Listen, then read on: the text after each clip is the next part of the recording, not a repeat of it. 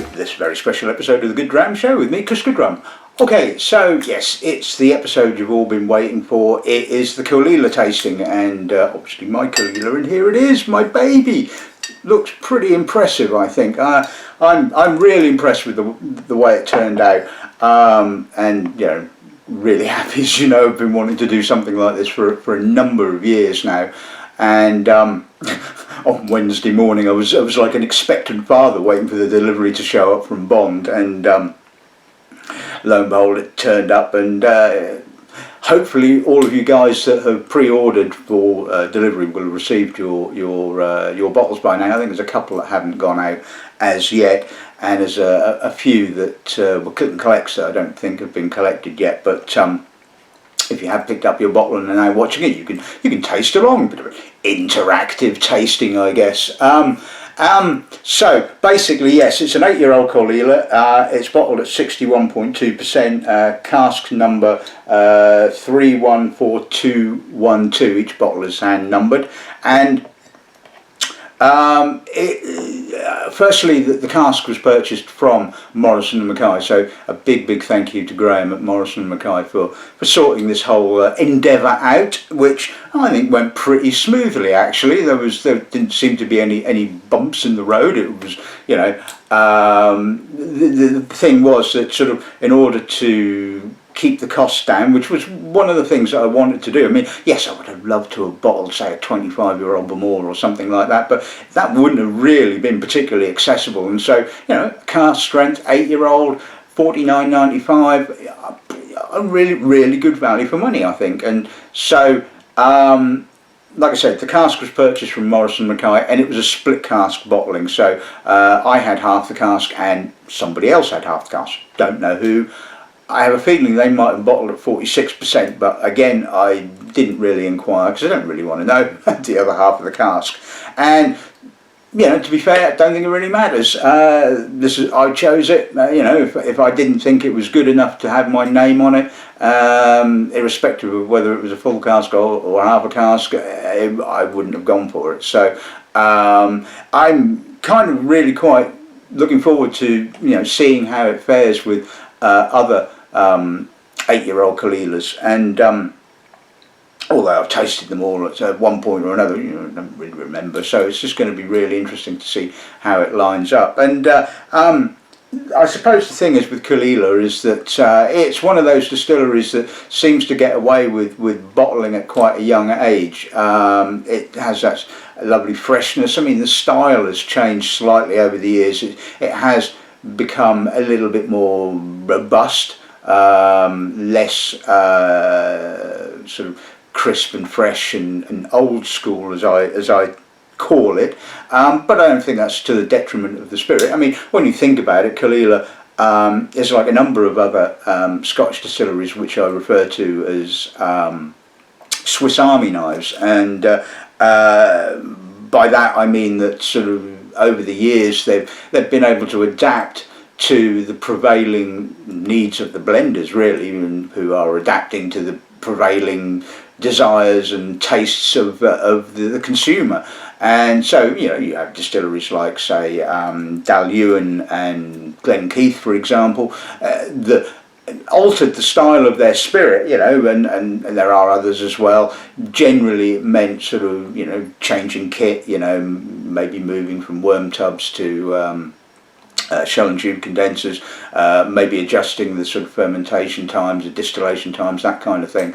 Obviously Caol Ila's flexibility tends to be more in the use of peat, which you could argue any distillery could do. You know, just specify your barley peated to a different phenolic amount, and this is often, I wouldn't say it's Achilles' heel as such.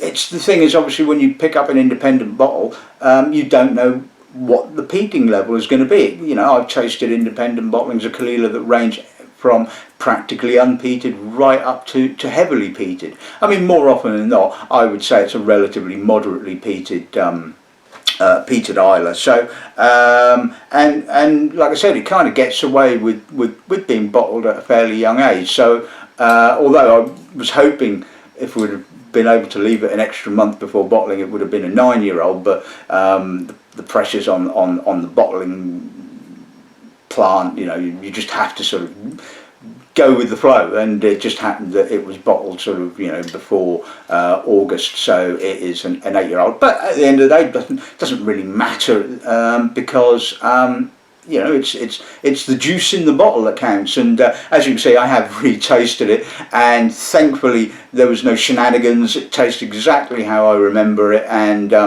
like I said, I'm really happy with it. So there you go.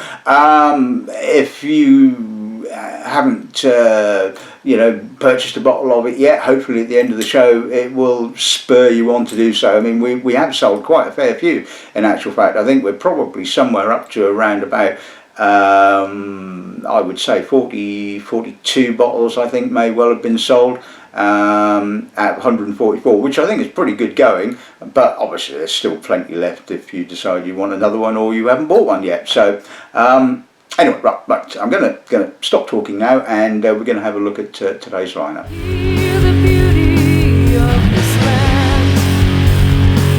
Okay, so we're going to kick off with Hepburns Choice, a Hunter Laing Hepburns Choice Caol Ila, all 8 years old. So this was distilled in 2010. You may or may not know the Hepburns Choice bottlings don't carry HL code or cask reference, so I can't give you it because it doesn't have one, although I can tell you what the internal code is. It's HEP 0374, which is probably meaningless to practically everybody apart from those at Hunter Laing.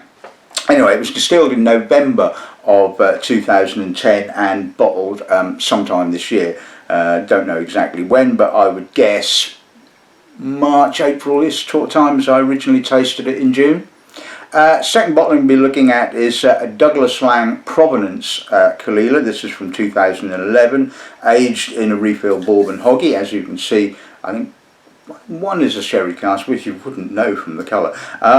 So it's a refill bourbon hoggy, DL13086, distilled in February of 2011 and bottled in February of this year. Bottling number 3 is a Carn more strictly limited bottling of Caol Ila. This again was could have been from the same batch. I have absolutely no idea. It was obviously distilled in 2010, the same as this one. This was bottled last year, I would guess, not knowing exactly when, but before August, because that's when I tasted it, and it's bottled at 46%, and it is actually from sherry hogshead, although I don't really see very much indication of sherry there, so we shall see when we get there. Now this is a slightly older bottling. This is from 2015. This is an Dewar Rattray 2006.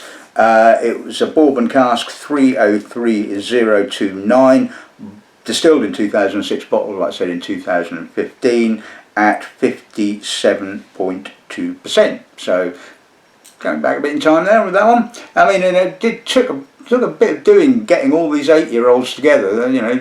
Although like I said, Caol Ila can get away with being bottled young. I had to sort of do some digging to get all of these together. The penultimate bottling we're looking at is an Edition Spirits Caol Ila. This is the most expensive bottling, and this is on the shelf at £80 or £80.45. So it's got to be bloody good. Anyway, so it's a refill bourbon hoggy, HL 16790, bottled at 59.7. and distilled in November of 2010 and bottled sometime in early 2019, before July, as that was when I tasted it. And obviously the last one is this one. It's mine. It's again 2010, distilled in August of 2010, bottled in July of this year and bottled at 61.2%. I wasn't really particularly fussed about it being bottled at such a high ABV, but obviously I like a bit of alcohol, and well, we'll get to that in due course. So let's kick off with the Hepburns Choice bottling.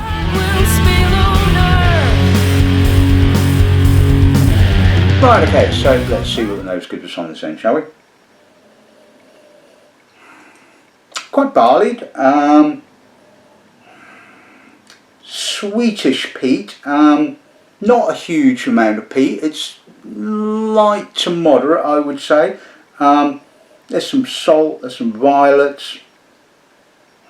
It's got a nice fruitiness, and this is one of the things I was looking for. Caol Ila is not a one-dimensional spirit. It is not all about the peat. But I mean, there are some that are more fruity or less fruity, and I thought, you know, it would be a good one. And anyway, the nose on this is pleasant. I mean, this is I think I've seen it online for about 60 odd quid, which I think is probably a little bit overpriced, to say the least. But it's pleasant. It's got a nice phenolic. It's got some fruit. I wouldn't quite go as far as saying Caol Ila by numbers, but it's pretty much what you would expect from Caol Ila. See what the palate's like.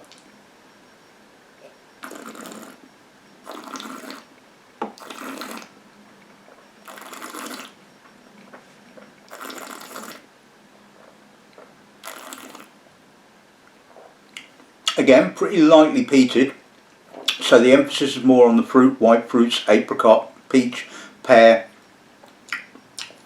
touch of salt.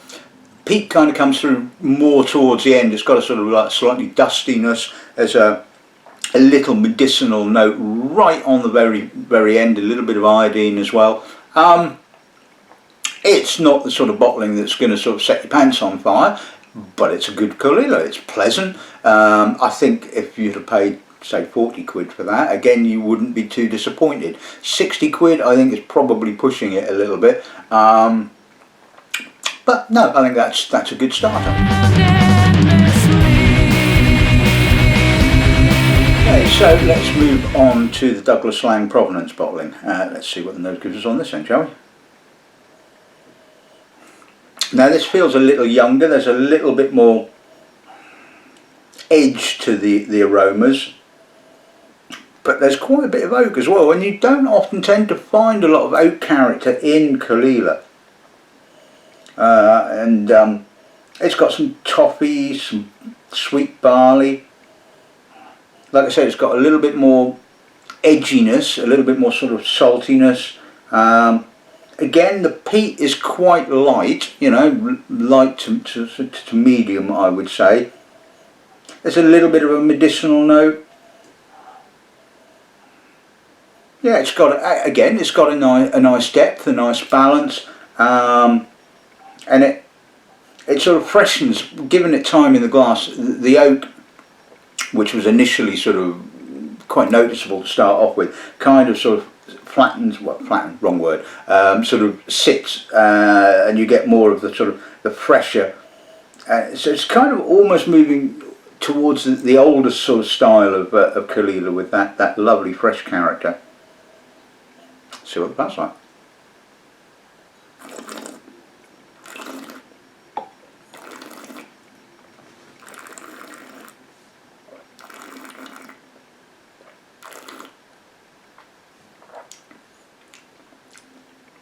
Nice briny, sooty finish. Again, the palate is a lot fresher. There's a lot less oak. I mean, there's a bit there. Just adding a little bit of vanilla on the mid palate. Really citric, really fresh, really crisp. Yeah, lovely kind of fishy notes. Yeah, again, you know, it's a pleasant Caol Ila. It's a pleasant peated malt. It does tend to feel a little bit sort of back end loaded, certainly with regards to the peat, but it's really lingering, and it's probably a little bit more heavily peated than the nose would kind of lead you to believe. So it's sort of a sort of medium kind of level of peat, but again, really nicely balanced, really quite fresh, really good.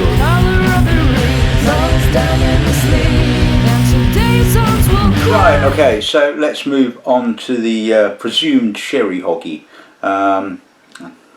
Anyway, let's see if one of those is like. Yeah, okay, maybe a touch of dried fruit. Maybe, I mean, kind of looking for that. I mean, it's got a lovely richness, an oiliness. Again, kind of modern Caol Ila. Quite intense. It's got sort of like a slight medicinal peat, custard powder, a little bit of spice. There's a little bit of, like I said, a little bit of dried fruit, little bit of herbal notes, touch of tar, coffee. Yeah, I mean that's a lovely weighty nose. The peat is more towards the medicinal end of the spectrum, but again it's kind of quite moderate. I mean there's a little bit of iodine. It's got a touch of freshness. I mean I think this is actually really quite complex. If memory serves me right, I did actually stock this, and I can't remember what the price was, but again I would imagine somewhere in the 40s. Which I think was really good value for money. And this is the weird thing about Caol Ila, certainly in the independents.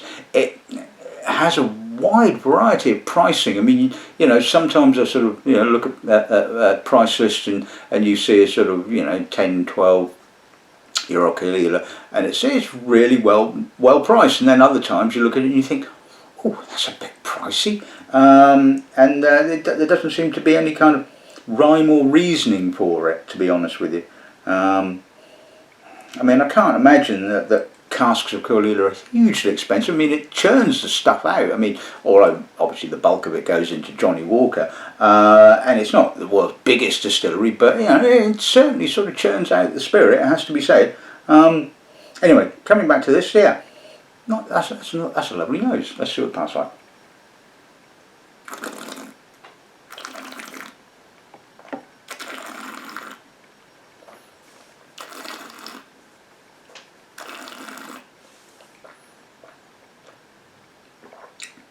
Dense, heavy, oily, bit tannic on the mid palate, touch of dried fruit, dustier, earthier peat, less of the medicinal notes, touch of pine, tar, a little bit of treacle maybe. So yeah, probably this was actually a sherry hoggy.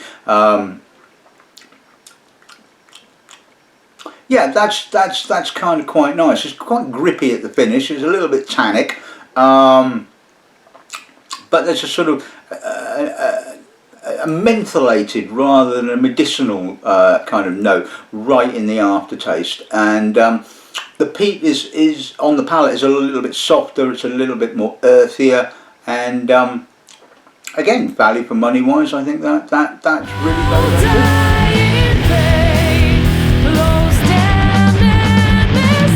Okay, so let's move on to the first of the three cask strength bottlings. So this is the 2006 AD Rattray bottling. Let's see what that gives us on this one, shall we?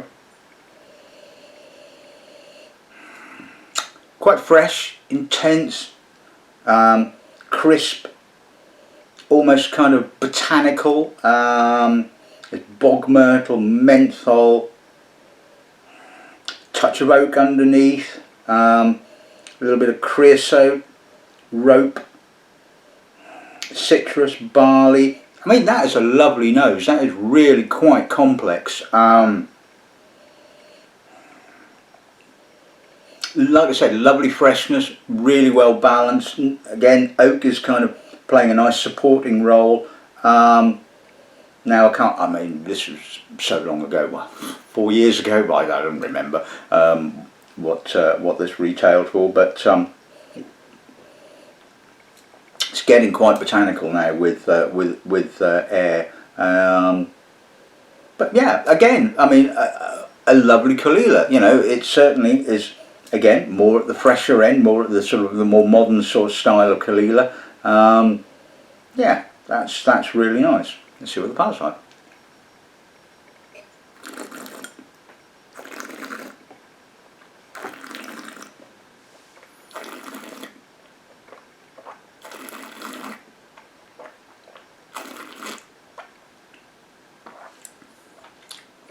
weightier, oilier, a little bit more oak on the palate.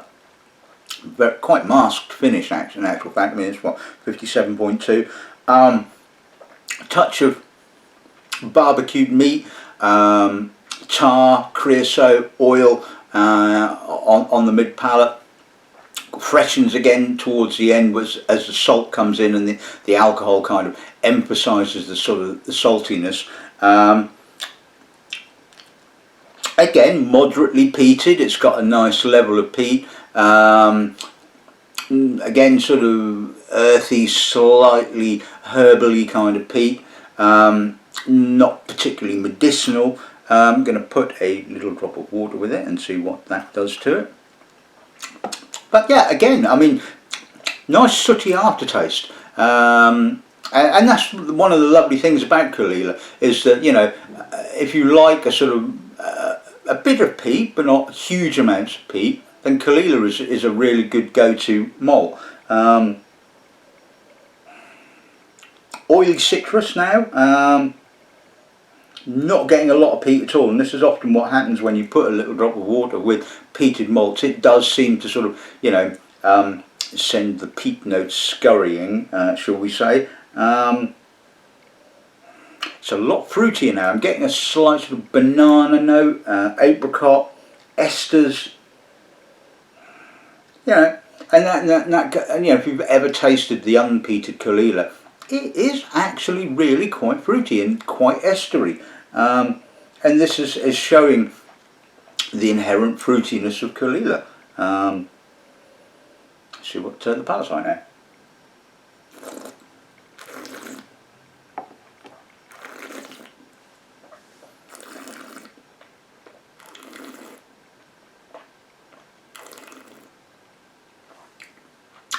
A little bit sugary possibly, a lot sweeter. Again, the peat seems to have sort of evaporated, and it's kind of left the quite fruity, slightly citric spirit notes. There's a little bit of dust, there's an echo of peat on the finish. I kind of personally prefer that without water, because you're just getting a little bit more peat, but either way, absolutely delightful. And nice.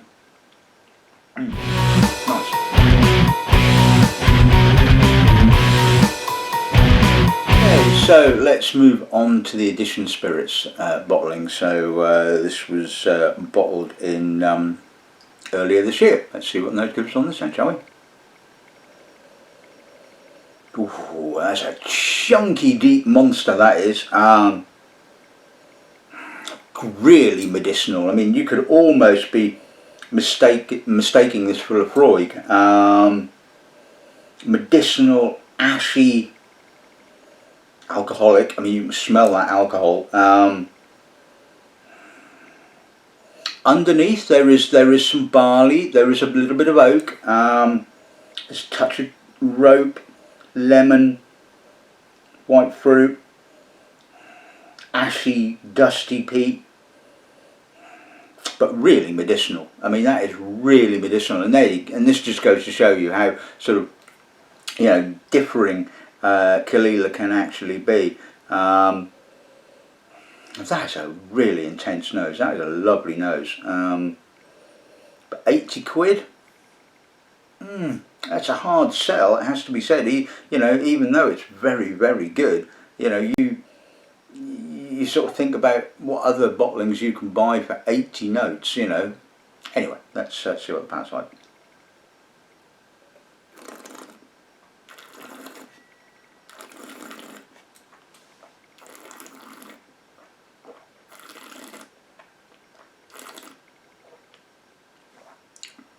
Really alcoholic, really masked, ashy, medicinal, intense, quite oily. Although the oils are kind of held in place by the alcohol, I imagine once you put a little drop of water with that, it will, you know, those sort of oily, fruity notes will really come out. Lemony, citric, salty finish, real grip to that finish. I mean, that's real intensity. I mean, that is a really impressive whiskey, it has to be said. But like I said, you just keep coming back to that sort of, you know, it's 80 quid for an 8-year-old at the end of the day, and you know, it's going to be a hard sell, and you know, no matter how brilliant the whiskey is, you know, people have a sort of a fixed idea of what they should pay for sort of, you know, what kind of age statement whiskey. And I mean, it's the same with Talisker. I mean, I've had, you know, tasted, you know, privately bottled or independently bottled Taliskers, 8, 10, 12 years old, again, that are going to have to sort of retail at the same sort of price, you know. And you go, yeah, okay, it's a great whiskey, but that's not going to be an easy sell. Anyway, let's see what the nose is like now. Slight soapiness, just a smidge, a little bit sweeter, a little bit more vanilla, a little bit oilier. Again, less peat. The peat seems to have sort of, like, you know, dropped off, but it's still got that sort of medicinal kind of character. Don't think it's really worth 80 quid, but, you know, again, it's not too bad at all. I mean, there's sort of, again, you get that sort of semblance of sort of banana-y, estery fruit. Yeah, I mean, again, pleasant nose. Let's see what it smells like now.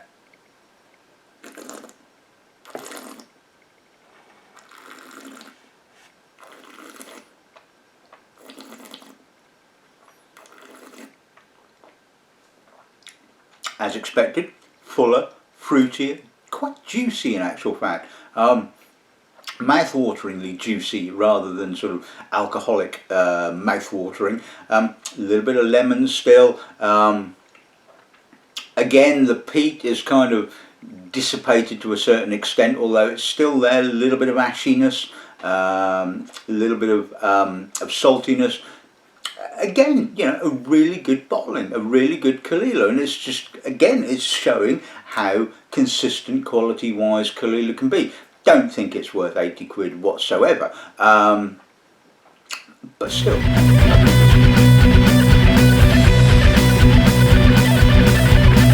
Right, and finally, mine. Let's see what the nose gives us on this then, shall we? Intense, quite youthful. Quite heavily peated in actual fact, possibly, maybe with the exception of the addition of spirits bottling. It's got a ash, menthol, mint, touch of black pepper. There is a slight youthful rawness there, I would say, but that's kind of coming with the fact that it's 61%. So you are going to get that youthful, slightly raw, intense kind of character. Again, underneath there's some lovely fruit. There's slightly estery, banana-y, apricot, barley, but it's got a sort of a more fresh citric intensity. It's not quite so oily as some of the other ones. You know what, I mean, again, I really like this. I thought, again, it showed the sort of distillery character to a T, and it's, you know, it's not a shy and retiring whiskey, it has to be said. There's a bit of intensity there, which is what you want. So that's like.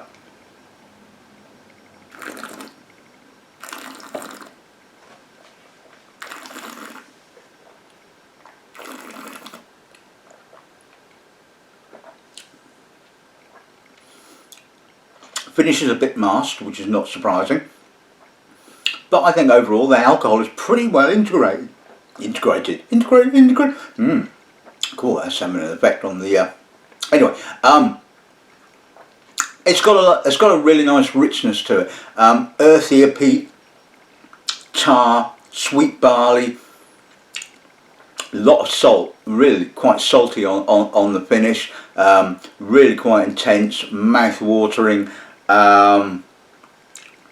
Rock salt, a little bit of rose petal, I mean, yes, it's a little bit on the raw side, but it's got some intensity. It has to be said.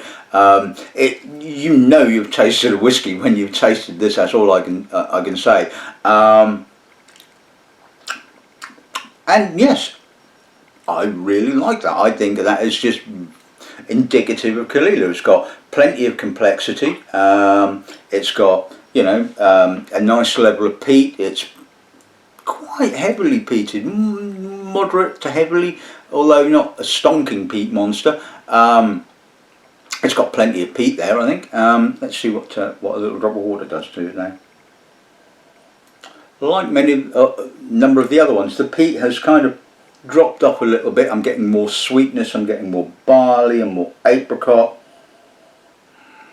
There's a little bit more salt, there's a touch of bog myrtle, orange rind.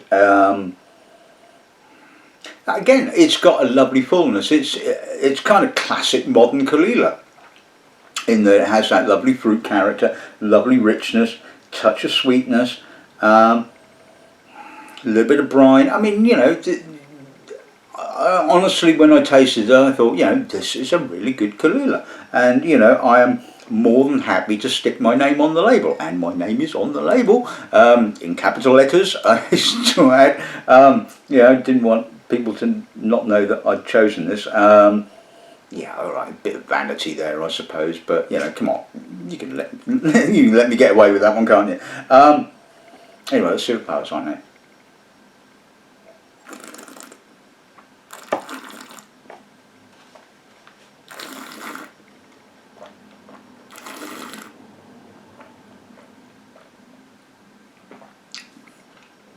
Oilier, waxier. Again, slightly more fruit sweetness, a little bit more barley sweetness. Peat has lessened to a certain extent, although it's certainly got an ashy kind of character to it. Lovely aftertaste. I mean, it really does linger. The peat really lingers, and there's a touch of salt and a little bit of kind of bog myrtle-y, herbally notes. Still got sort of enough kind of intensity there to sort of give you a little bit of mouth watering on the finish. And yeah, I mean, I think that's absolutely gorgeous. I mean, you know, and it's not because I chose it. I really do think that kind of is pretty damn good. And it's certainly on a par with all the rest of these bottlings, and yeah, I like that.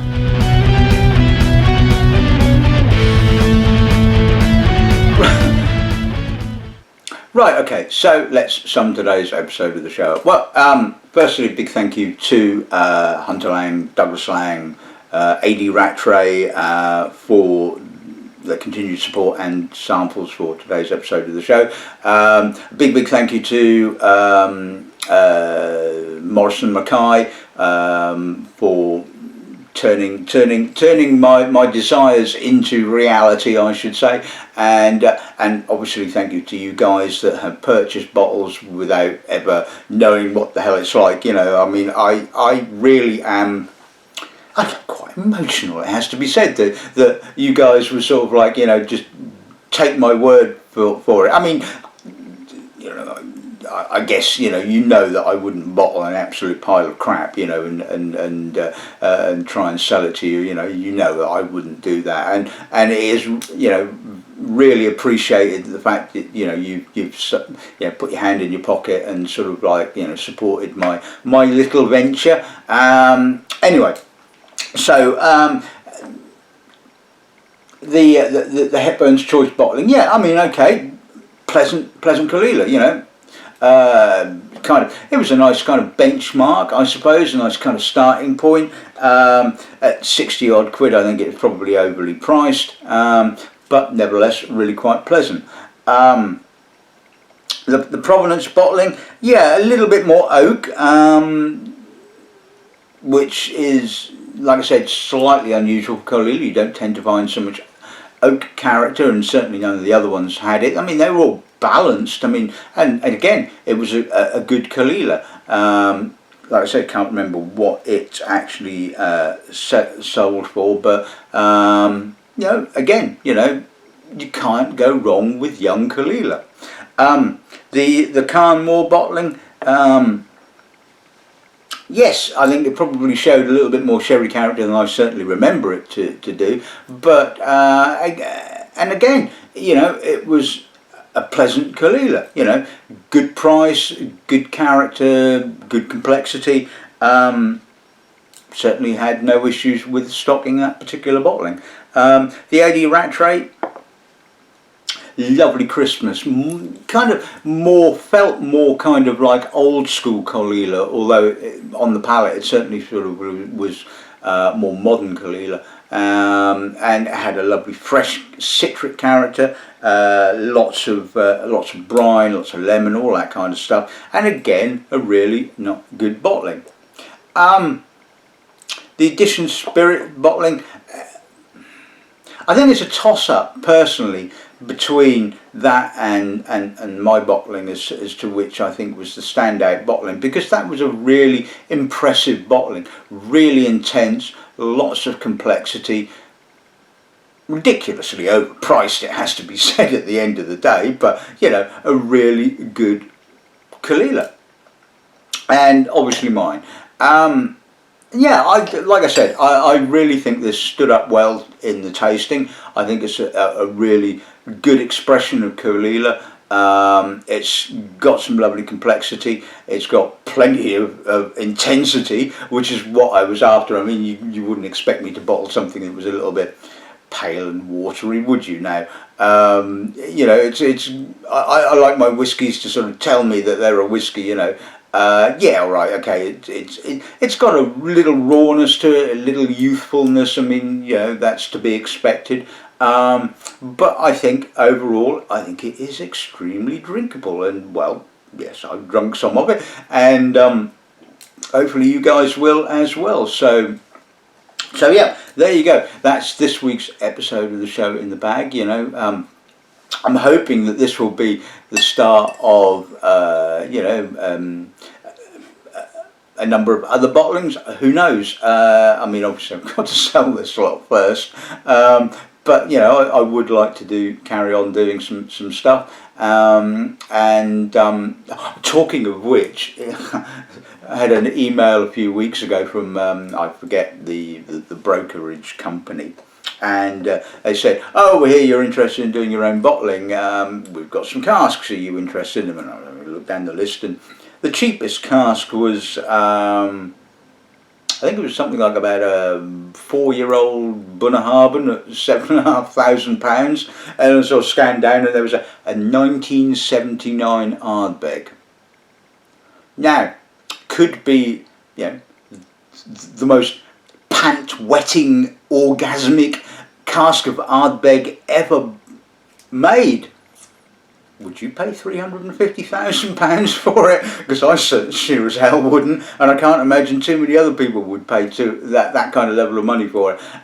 You know, you just do the maths. You know, can't imagine much more than 150 bottles coming out of that cask. I think it was a hoggy. You know, retailing somewhere around £6,000 a bottle. Nah, ain't gonna happen. But anyway, that's just an aside. So anyway, if you like the sound of my Caol Ila, if you think that that's kind of like, you know, your kind of cup of tea, shall we say, then, you know, pop along to the website, get hold of a bottle. We've still got quite a fair few bottles, so you wouldn't be disappointed. And I can say, when you taste it, you won't be disappointed. So there you go. That's this week's episode of the Show in the Bag. I'm really happy that that my bottling has stood up to other bottlings of the same age. So all that's left to say is good afternoon and good ramming.